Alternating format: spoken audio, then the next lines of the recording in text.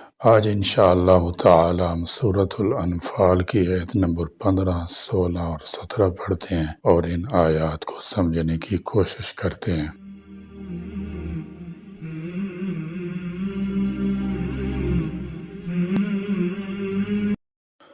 اعوذ باللہ من الشیطان الرجیم، بسم اللہ الرحمن الرحیم۔ یا ایہا الذین آمنوا اذا لقیتم الذین کفروا زحفا فلا تولوهم الادبار ومن يولهم يومئذ دبره إلا متحرفا لقتال أو متحيزا إلى فئة فقد باء بغضب من الله ومأواه جهنم وبئس المصير فلم تقتلوهم ولكن الله قتلهم وما رميت إذ رميت ولكن الله رمى وليبلي المؤمنين منه بلاء حسنا إن الله سميع عليم۔ یا ایہا الذین، اے وہ لوگو جو آمنو ایمان لائے ہو، اذا جب لقیتم تم ملو، الذین ان لوگوں کو جنہوں نے کفروا کفر کیا، زحفاً میدان جنگ میں، لڑائی میں، زحف الصبی جب بچہ زمین پر گھسٹتا ہوا چلے، زحف الجیش بڑا لشکر بھی چونکہ آہستہ آہستہ آگے بڑھتا ہے، اس لیے لشکر کے بڑھنے کو بھی زاخفہ کہتے ہیں۔ مراد یہ ہے کہ دشمن جب مقابلے کے لیے میدان میں سامنے آ کھڑا ہو تو بھاگو نہیں۔ یہ حکم صرف بدر ہی میں نہیں تھا بلکہ یہ حکم سب مسلمانوں کو ہمیشہ کے لیے ہے۔ زحفاً کے معنی ہے ایک دوسرے کے مقابل اور دو بدو ہونا، یعنی مسلمان اور کافر جب ایک دوسرے کے بالمقابل صف آ رہا ہوں تو پیٹھ پھیر کر بھاگنے کی اجازت نہیں ہے۔ ایک حدیث میں ہے اجتنبوا السبع الموبقات، 7 ہلاک کر دینے والی چیزوں سے بچو۔ ان 7 میں ایک التولی یوم الزحف، ان 7 میں سے ایک التولی یوم الزحف، مقابلے والے دن پیٹھ پھیر جانا ہے۔ فلا تو نہ تولوہم تم پھیرو ان سے،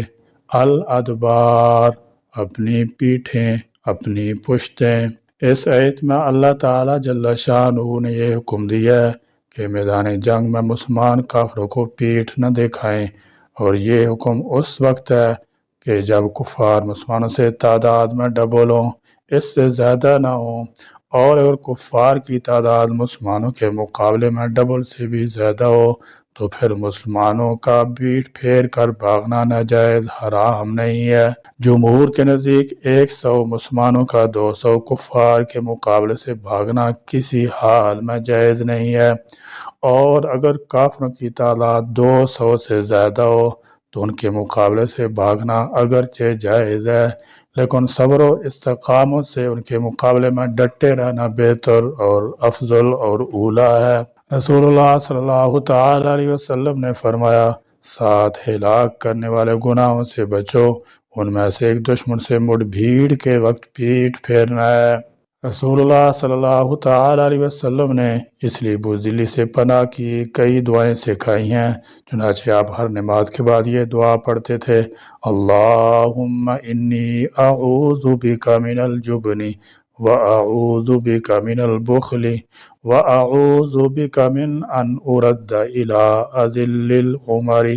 واعوذ بک من فتنة الدنیا وعذاب القبر۔ حضرت انس رضی اللہ تعالی عنہ نے فرمایا، رسول اللہ صلی اللہ تعالی علیہ وسلم جب کسی منزل پر اترتے تو میں کثرت سے آپ کو یہ پڑھتے ہوئے سنتا، اللہم انی اعوذ بک من الہم والحزن والعجز والکسل والبخل والجبن وضلع الدین وغلبۃ الرجال۔ ومن اور جو شخص یولیہم پھیرے گا ان سے یومئذ اس دن دبورہ اپنی پیٹھ الا سوائے اس شخص کے جو متحرفن پیترا بدلنے والا ہو لقتال جنگ کے لیے۔ جنگ سے پسپائی کی کئی صورتیں ہیں، مثلا پوری فوج کی جنگی پالیسی ہی یہ ہو کہ اس مقام سے ہٹ کر فلاں مقام سے حملہ کرنا زیادہ سود مند ہوگا، یا کوئی فوجی دستہ وہاں سے ہٹ کر اپنے مرکز سے جا ملنا چاہتا ہو، یا کوئی فرد پینترا بدلنے کی غرض سے پیچھے ہٹ آیا ہو، تو ایسی سب صورتیں جنگی تدبیریں کہلاتی ہیں، جنگی چالیں کہلاتی ہیں۔ انہیں جنگ سے فرار یا پسپائی نہیں کہا جاتا، بلکہ فرار سے مقصد ایسی پسپائی ہے جس سے محض اپنی جان بچانا مقصود ہو، اور یہ گناہ کبیرہ ہے، اور رسول اللہ صلی اللہ تعالی علیہ وسلم نے اس فعل کو ان 7 بڑے بڑے گناہوں میں شمار کیا ہے جو انسان کو ہلاک کر دینے والے ہیں۔ اس گناہ کی شدت کی وجہ صرف یہ نہیں کہ ایک شخص اپنی جان بچا کر فوج میں ایک فرد کی کمی کا باعث بنتا ہے، بلکہ اس کی بڑی وجہ یہ ہے کہ اس فعل سے باقی لوگوں کو بھی حوصلے پست ہو جاتے ہیں اور بھگدڑ مچ جاتی ہے۔ بسا اوقات ایک یا چند شخصوں کا فرار پوری فوج کی شکست کا سبب بن جاتا ہے۔ او متحیزا یا پناہ لینے والا ہو، فرمایا الا متحرفا لقتال او متحیزا الی فئۃ۔ متحیزا تحرف سے اسم فاعل ہے جس کا معنی ایک طرف ہونا ہے، یعنی ایک طرف سے دوسری طرف دشمن کو دھوکہ دینے کے لیے پلٹنا، پینترا بدلا۔ متحیزا تحیز سے ہے کسی جگہ اکٹھا ہونا، یعنی دشمن کو گھیرنے کے لیے یا ان کو دھوکہ دینے کے لیے ایک طرف سے دوسری طرف پلٹنا یا پیچھے ہٹنا، یا مسلمانوں کی بڑی جماعت کی طرف پناہ کے لیے اور دوبارہ حملے کے لیے لوٹ آنا گناہ نہیں، یعنی اللہ کا غضب اور جہنم کا ٹھکانہ ہونا تو جنگ سے بھاگنے والے پر ہے۔ اگر فنون حرب کے تحت میدان چھوڑ کر پیچھے ہٹ جائے تو گناہ نہیں۔ الی فئۃ اپنی کسی جماعت کی طرف، فقد تو یقیناً باء وہ شخص لوٹا بغضب من اللہ اللہ کے غضب کے ساتھ، ومأواہ اور اس کا ٹھکانہ جہنم جہنم ہے، وبئس اور کتنا برا ہے المصیر وہ ٹھکانہ۔ وَمَن يُوَلِّهِمْ يَوْمَئِذٍ دُبُرَهُ اور جو اس دن انہیں پیٹھ دکھائے گا، یعنی مسلمانوں میں سے جو جنگ میں کفار کے مقابلے سے بھاگا، وہ غضب الہی میں گرفتار ہوا اور اس کا ٹھکانہ دوزخ ہے۔ البتہ 2 صورتیں ایسی ہیں جن میں وہ پیٹھ دکھا کر بھاگنے والا نہیں، کسی جنگی حکمت عملی کی وجہ سے پیچھے ہٹنا، مثلا پیچھے ہٹ کر حملہ کرنا زیادہ مؤثر ہو، یا خطرناک جگہ سے ہٹ کر محفوظ جگہ سے حملہ کرنے کا قصد ہو، تو اس صورت میں وہ پیٹھ دکھا کر بھاگنے والا نہیں شمار ہوگا۔ نمبر 2، اپنی جماعت میں ملنے کے لیے پیچھے ہٹنا، مثلا مسلمان فوجیوں کا کوئی فرد یا گروہ مرکزی جماعت سے بچھڑ گیا ہو اور وہ اپنے بچاؤ کے لیے پسپا ہو کر مرکزی جماعت سے ملا تو یہ بھی بھاگنے والوں میں شمار نہ ہوگا۔ جنگ احد، جنگ حنین میں جن صحابہ کرام رضی اللہ تعالی عنہ کے قدم اکھڑ گئے تھے وہ اس آیت کی وعید میں داخل نہیں ہیں، کیونکہ اللہ تعالیٰ جل شانہ نے قرآن پاک میں جنگ احد میں پسپائی اختیار کرنے والے صحابہ کرام رضی اللہ تعالی عنہم کی عام معافی کا اعلان فرما دیا۔ فرمایا ان الذین تولوا منکم یوم التقى الجمعان انما استزلهم الشیطان ببعض ما کسبوا ولقد عفا اللہ عنہم، بے شک تم میں سے وہ لوگ جو اس دن بھاگ گئے جس دن دونوں فوجوں کا مقابلہ ہوا، انہیں شیطان ہی نے ان کے بعد اعمال کی وجہ سے لغزش میں مبتلا کیا، اور بے شک اللہ نے انہیں معاف فرما دیا۔ ہوئی ہے۔ یوں نہیں جنگ حنین میں جن صحابہ کرام رضی اللہ تعالی عنہم نے ابتدا میں پسپائی اختیار کی، ان کے مومن رہنے کی گواہی خود قرآن میں موجود ہے۔ اللہ تعالی نے ان کے قدم جمائے اور ان پر اپنا سکینہ اتارا۔ ارشاد باری تعالی ہے ثم انزل اللہ سکینتہ علی رسولہ وعلی المؤمنین وانزل جنودا لم تروها، پھر اللہ نے اپنے رسول پر اور اہل ایمان پر اپنی تسکین نازل فرمائی اور اس نے فرشتوں کے ایسے لشکر اتارے جو تمہیں دکھائی نہیں دیتے تھے، جو اس طرح کے واقعات کو لے کر صحابہ کرام رضی اللہ تعالی عنہم کی شان میں گستاخی کرے اور ان پر زبان تان دراز کرے، وہ بڑا بدبخت ہے، بڑا لعنتی ہے کہ ان کی معافی کا اعلان رب العالمین عز و جل خود فرما چکا ہے۔ فَلَمْ تو نہیں تَقْتُلُوهُمْ تم نے قتل کیا انہیں، وَلَكِنَّ اور لیکن اللہ تعالیٰ نے قَاتَلَهُمْ قتل کیا انہیں، فرمایا فَلَمْ تَقْتُلُوهُمْ وَلَكِنَّ اللَّهَ قَتَلَهُمْ۔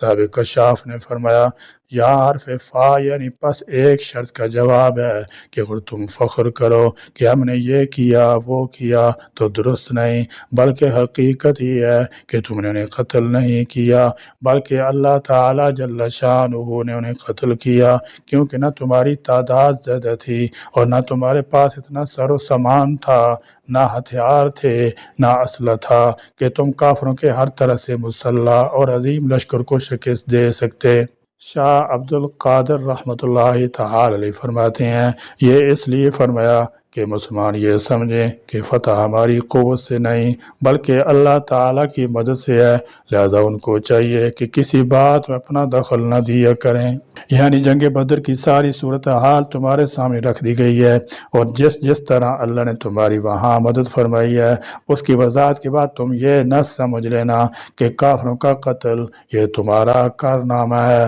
نہیں بلکہ یہ اللہ تعالیٰ اور اس کی مدد کا نتیجہ ہے جس کی وجہ سے تمہیں یہ طاقت حاصل ہوئی، اس لیے دراصل انہیں قتل کرنے والا اللہ ہی ہے۔ وما اور نہیں رمیتا پھینکی تھی آپ نے مٹھی بھر خاک، اذ جب کہ رمیتا آپ نے پھینکی تھی، ولیکن اور لیکن اللہ تعالیٰ نے رما وہ پھینکی تھی۔ میدان بدر میں اللہ کی مدد کی چوتھی صورت یہ تھی کہ جب جنگ پورے زوروں پر تھی اس وقت آپ نے ریت اور کنکریوں کی ایک مٹھی لی اور اسے کافروں کے لشکر کی طرف پھینک دیا اور فرمایا شاہت الوجوہ، اس ریت کے ذرات کافروں کی آنکھوں میں جا لگے جس سے وہ آنکھیں ملتے رہ گئے اور انہیں کچھ سجائی نہ دے رہا تھا۔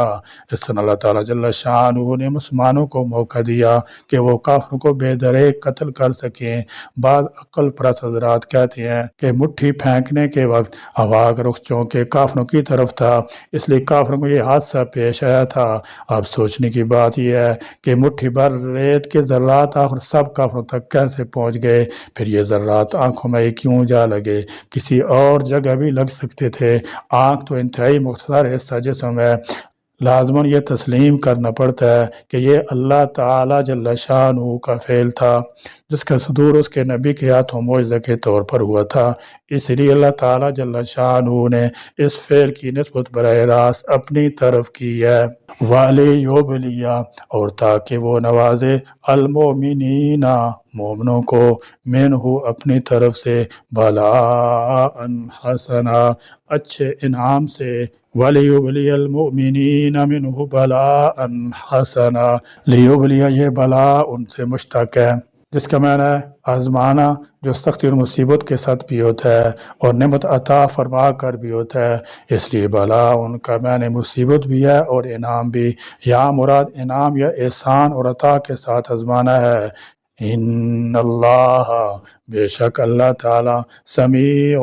خوب سننے والا ہے، علیم خوب جاننے والا ہے۔ جنگ بدر میں نبی کریم صلی اللہ تعالی علیہ وسلم نے کنکروں کی ایک مٹھی بھر کر کافروں کی طرف پھینکی تھی، جسے ایک تو اللہ تعالیٰ نے کافروں کے منہوں اور آنکھوں تک پہنچا دیا، اور دوسرے اس میں یہ تاثیر پیدا فرما دی کہ اس سے ان کی آنکھیں چندے آ گئیں اور انہیں کچھ سجائی نہیں دیتا تھا۔ یہ معجزہ بھی جو اس وقت اللہ کی مدد سے ظاہر ہوا، مسلمانوں کی کامیابی میں بہت مددگار ثابت ہوا۔ اللہ تعالیٰ فرما رہے ہیں کہ اے پیغمبر، کنکریاں بے شک آپ نے پھینکی تھیں، لیکن اس میں تاثیر ہم نے پیدا کی تھی۔ اگر ہم اس میں یہ تاثیر پیدا نہ کرتے تو یہ کنکریاں کیا کر سکتی تھیں؟ اس لیے یہ دراصل ہمارا ہی کام تھا، نہ کہ آپ کا۔ بلا یعنی نعمت کے معنی میں ہے، یعنی اللہ کی یہ تائید نصرت اللہ تعالیٰ کا انعام ہے جو مومنوں پر ہوا۔ بہرحال یہ اللہ تعالیٰ کی خاص امداد تھی کہ مٹھی بھر کنکروں سے سارے کافروں کو پریشان کر دیا۔ وَمَا رَمَيْتَ إِذْ رَمَيْتَ، اے پیغمبر جو مٹھی بھر سنگریزے پھینکے تھے وہ دراصل آپ نے نہیں پھینکے تھے، وَلَكِنَّ اللَّهَ رَمَى، بلکہ وہ تو اللہ تعالیٰ نے معجزانہ طور پر پھینکے تھے، جس کی وجہ سے کفار کا زور ٹوٹ گیا، وہ مغلوب ہو گئے۔ اور اس کارروائی سے اللہ تعالیٰ کا یہ بھی مقصود تھا وَلِيُبْلِيَ الْمُؤْمِنِينَ مِنْهُ بَلَاءً حَسَنًا، تاکہ اللہ تعالیٰ مومنوں کو اپنی طرف سے آزمائے، بہت اچھی طرح آزمانا۔ اللہ تعالیٰ کو اہل ایمان کی ثابت قدمی کی آزمائش بھی کرنا تھی۔ ان اللہ سمیع علیم، بے شک اللہ تعالیٰ ہر بات کو سننے والا اور ہر چیز کو جاننے والا ہے۔ مسلمانوں کی ساری محنت، کوشش اور کاوش اللہ تعالیٰ کے علم ہے۔ یا اللہ کریم، ہمیں بھی ہر حال میں اپنی ذات پاک سے دعا کرنے کی توفیق نصیب فرما، اور اپنی قدرت اور حکمت سے ہماری امداد کی صورت ظاہر فرما، اور اسلام اور اہل اسلام کو غلبہ اور نصرت عطا فرما۔ یا اللہ اس وقت جہاں جہاں روئی زمین پر اہل اسلام اور دشمنان دین کفار مشرکین سے مقابلہ میں ہیں، اہل اسلام کو کامیابی اور فتح اور غلبہ نصیب فرما، اور دشمنان دین کو خاسر، ناکام، نامراد اور ملی امیٹ فرما۔ آمین۔ وآخر دعوانا الحمدللہ رب العالمین۔